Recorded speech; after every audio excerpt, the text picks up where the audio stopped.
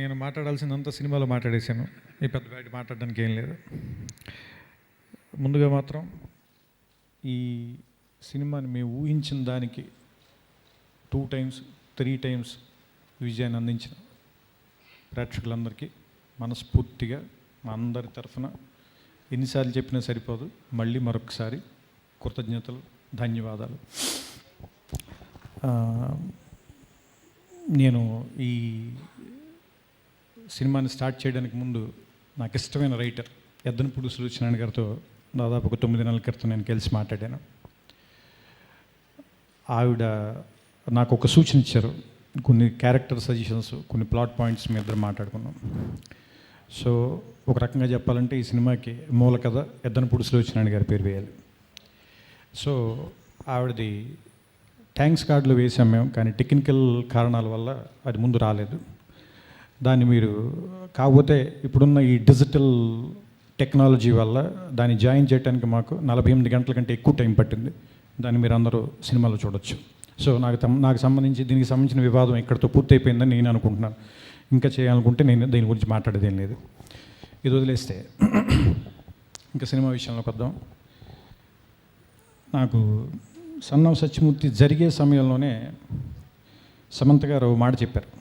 మేము come to the party Subbalakshmi పాట shoot చేస్తుండగా, నువ్వు నీ మెదడు ఎక్కువ వాడతావు సినిమాల్లో, నీ హృదయం ఎందుకు వాడవు? బయట మాతో మాట్లాడేటప్పుడు హీరోతో కానీ హీరోయిన్తో కానీ మిగతా ఆర్టిస్టులతో కానీ నీ హార్ట్, నీ తెలివితేటల కంటే కూడా నీ హార్ట్ మాకు నచ్చుతుంది, అందుకనే నీతో కలిసి మేము పనిచేయాలని కోరుకుంటాం మేమందరం.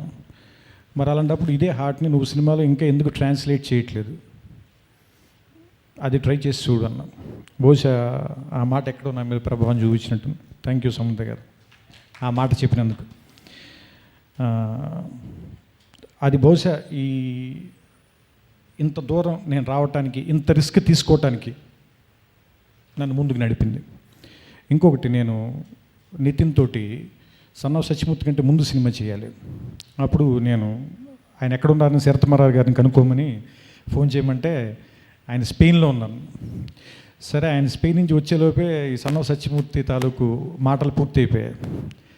సో అందుకని నేను ఆయనకి ఒక సినిమా బాకీ ఉన్నాను. ఎందుకంటే నేను సామాన్యంగా మాట ఇవ్వడానికి ఇష్టపడను, ఇస్తే మాత్రం ఎలాగోలా దాన్ని నిలబెట్టుకునే ప్రయత్నం చేస్తాను. నాకు ఎక్కడో లోపల ఫీలింగ్ ఉండిపోయింది, నేను ఆయనతో సినిమా చేస్తానని చెప్పి వెనక్కి వెళ్ళిపోయానా అనే ఫీలింగ్ వచ్చిందా అని.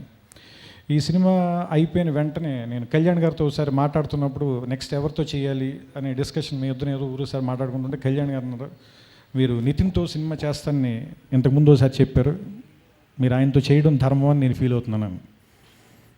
అలా గుర్తు చేసినందుకు కళ్యాణ్ గారికి కూడా కృతజ్ఞతలు చెప్పాలి ఈ విషయంలో. ఆ తర్వాత వెంటనే నితిన్ గారికి ఫోన్ చేస్తే, ఈసారి నేను హాలిడేకి కూడా ఎక్కడికి గోవా కూడా మీరు సినిమా తీసేసరికి హైదరాబాద్లోనే ఉంటున్నాను. Thank you Reddy. కాబట్టి ఇది మొత్తం మా సినిమా రెడ్డి సామ్రాజ్యం అయిపోయింది. అది కాదు, శ్రీనివాస్ రెడ్డి గారు నాకెందుకో తెలియదు చాలా ఇష్టమైన కమెడియన్. ఇంకా నేను ఈ సినిమాలో బాగా ఎంజాయ్ చేసిన, నేను బాగా వాళ్ళు చేస్తుంటే నేను బాగా నవ్వుకున్న కమెడియన్లు ప్రవీణ్, హరితేజ, అలాగే 2 సీన్లో చేసిన కూడా శకలక శంకర్ అండ్ చంద్ర. చాలా చాలా చాలా బాగా చేశారు వీళ్ళందరూ. నాకు తెలిసి తెలుగు సినిమా ఇండస్ట్రీ ఇప్పుడు కమెడియన్స్ని మినిమం 8 to 12 కమెడియన్స్ని ప్రొడ్యూస్ చేసింది ఎవ్రీ జనరేషన్లోనూ. నాకు తెలిసి ఈ జనరేషన్ వీళ్ళందరూ రూల్ చేస్తారని నేను నమ్ముతున్నాను.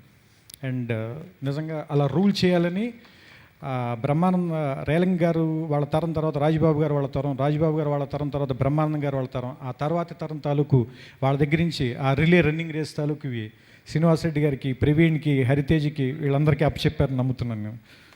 అండ్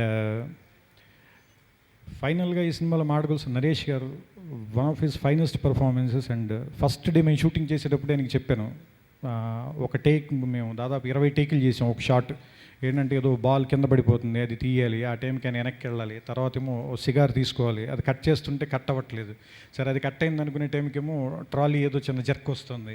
సో ఇవన్నీ కోఆర్డినేషన్ కుదిరేసరికి 20 టేకులు పట్టింది. నేను నరేష్ గారికి చెప్పాను, సార్ కొంచెం ఎక్కువ విసిగిస్తున్నట్టున్నాను, మీరు నన్ను క్షమించాలంటే ఆయన ఒకటే మాట అన్నాను, నువ్వు పొద్దున్న 7ంటికి పిలు, మళ్ళీ నెక్స్ట్ డే 7ంటికి పంపించు, నేను పని చేయబోతే అడుగు నీకన్నా. అండ్ ద వే హీ అంటే అంత సీనియర్ యాక్టర్ మాతోటి అంత ట్రావెల్ చేయడానికి అంత ఉత్సాహంగా ఉండటం మాకు ఎంతో ఆనందం ఇచ్చింది. ఇంకా నాకు ఇష్టమైన రావు రమేష్ గారి గురించి నేను చెప్పాల్సిన పని లేదు. ఆయన ఈ సినిమా తాలూకు లాస్ట్ 1.5 మినిట్లో ఈ సినిమాని తీసుకెళ్ళి ఇంకో మెట్టి మీద కూర్చోబెట్టారు.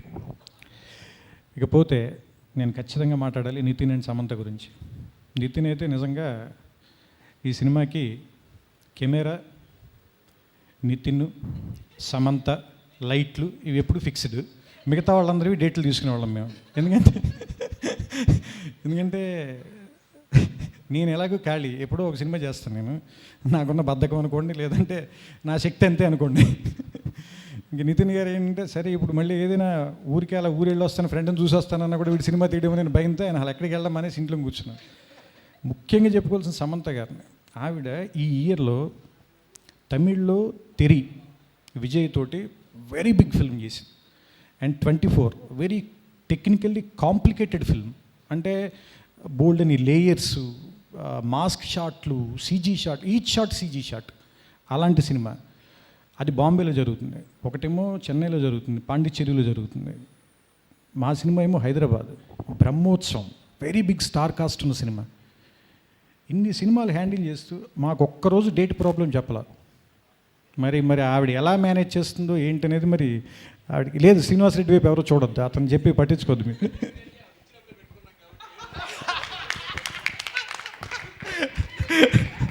అండ్ అదే ఆ జోక్స్ పార్ట్. కానీ ఆవిడ తాలూకు అన్బిలీవబుల్ సపోర్ట్కి మీ అందరి ముందు థ్యాంక్స్ చెప్పాలి.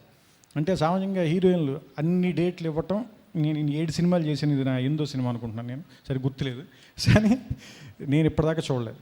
అండ్ థ్యాంక్స్ సమంత గారు. సో అందుకని నిజంగా చెప్పాలంటే ఈ సినిమాని ఇద్దరు హీరోల సినిమాగా అభివర్ణించవచ్చు. ఎందుకంటే వాళ్ళిద్దరు ఎప్పుడు సెట్లో తిరుగుతుండు. అంటే సమంత గారు ఒక టైంలో అడిగారు, ఏంటి నీ లేకుండా మీకు సీన్లే పెట్టుకోరా, మీరు ఫైట్లు అవి తీసుకోండి, నీ లేకుండా సినిమా తీయండి అమ్మ కొద్దిగా, నాకు కొంచెం కంఫర్ట్ ఇవ్వండి. అంటే అదేండి రోలింగ్ టైటిల్ సీన్ ఒక్క దాంట్లో మీరు లేరు, అది ఒక్కటి తప్పితే మిగతా సినిమా ఆవిడ యాక్ట్ చేస్తున్నారు. ఇకపోతే నితిన్ ఎంత సింక్లో ఉన్నామంటే, నేను నితిన్ క్లైమాక్స్లో ఆ కింద కూర్చుని సమంతతో మాట్లాడే సీన్ ఉంటుంది. ఆ మాట్లాడడం షూట్ చేసేసాం. అది అయిపోయిన తర్వాత ఆ రోజు రాత్రంతా నాకు లోపల ఏంటో అదేదో ఇంకా కరెక్ట్గా రాలేదు. ఎందుకంటే సమంత గారిది షూట్ చేసేసాం, ఆవిడ అసలు చాలా అద్భుతంగా చేసేసింది. అంటే ఏమంటారు, స్టిల్ ఫోటోగ్రాఫర్ అయితే ఫోటోలు తీయటం మానేసి ఇలా చూస్తుండే ఆవిడని. అంత మేము వాడికి చెప్పి ఏ ఫోటోలు తీ అని అంత అద్భుతంగా చేశారు. అది మీరు సినిమాలో ఇప్పుడు నేను థియేటర్లో చూస్తుంటే జనం క్లాప్స్ కొడుతుంటే నేనేం ఆశ్చర్యపోవాలి, ఎందుకంటే ఆ రియాక్షన్ ముందే చూసేసాను నేను. ఆ తర్వాత నితిన్ గారితో షూట్ చేసాం. నెక్స్ట్ డే మార్నింగ్ నేను, నా కెమెరామెన్ నట్టి, నితిన్ ముగ్గురం ఒకేసారి అది మళ్ళీ షూట్ చేద్దామా, నేను చేసింది ఇంకొకసారి చేద్దామని నేను అడిగేసరికి నితిన్, నేను కూడా అదే అనుకుంటున్నానండి, మీరు దాన్ని ఓకే చేసేసి మళ్ళీ తీరేమన్నా నేను అంటే. నట్టి కూడా అన్నాడు, I'm also not happy with yesterday shorts, will do 1 more time. అంటే దాన్ని ఏదో బ్యాలెన్స్ చేయడం సరిగ్గా బ్యాలెన్స్ చేయలేదు సమంతతోటి నితిన్ తాలూకు రియాక్షన్ అనిపించింది. So we short it again. అంటే ఏదో పని చేసాం వెళ్ళిపోయామని కాకుండా, ఇది ఎందుకు చెప్తున్నానంటే కెమెరామెన్ నటరాజన్ కానీ అండ్ నితిన్ కానీ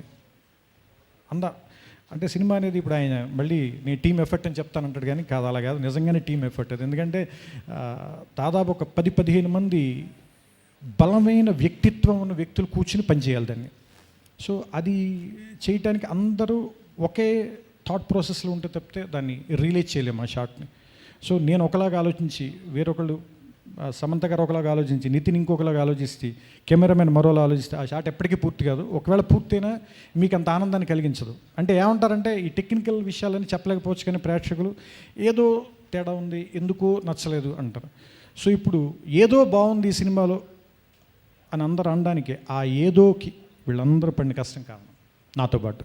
సో అందుకని నా తరఫున ఇక్కడ స్టేజ్ మీద ఉన్న వాళ్ళకి, ఇక్కడ రావటానికి వీలు పడని కెమెరామెన్ నటరాజన్కి, తర్వాత మ్యూజిక్ డైరెక్టర్ మిక్కీ జే మేయర్ గారికి, ఎడిటర్ చంటి గారికి, ఇంకా మిగతా అందరు క్రాఫ్ట్స్లో ఉన్న వాళ్ళకి, వీళ్ళందరికంటే ముఖ్యంగా నువ్వు నీ ఇష్టం వచ్చినట్టుగా సినిమాది, నువ్వు ఎలాగైనా సినిమాది అని కథ చెప్పిన వెంటనే విని, కథని పూర్తిగా విని దాన్ని ఆనందించే సత్తా ఉన్నటువంటి, అలాంటి హృదయం ఉన్నటువంటి ప్రొడ్యూసర్ చిన్నబాబు గారికి, అండ్ ఈ ఎగ్జిక్యూషన్లో నాకు వెనకాలే ఉండి నేను ఏది అడిగినా పరిగెత్తి పనిచేసిన ఎగ్జిక్యూటివ్ ప్రొడ్యూసర్ వంశీ గారికి, అండ్ పిడి ప్రసాద్ గారికి, అండ్ నా డైరెక్షన్ డిపార్ట్మెంట్ అందరికీ మనస్ఫూర్తిగా పేరు పేరున కృతజ్ఞతలు చెప్తూ, ఈ సినిమాని ఎంత పెద్ద సక్సెస్ చేసిన ప్రేక్షకులకి, దీన్ని వాళ్ళకి ఇంత దగ్గరగా తీసుకెళ్ళిన మీడియాలో ఉన్న ప్రతి ఒక్కరికి, ప్రతి జర్నలిస్ట్కి, వెబ్సైట్లో రాసిన వాళ్ళకి, టీవీ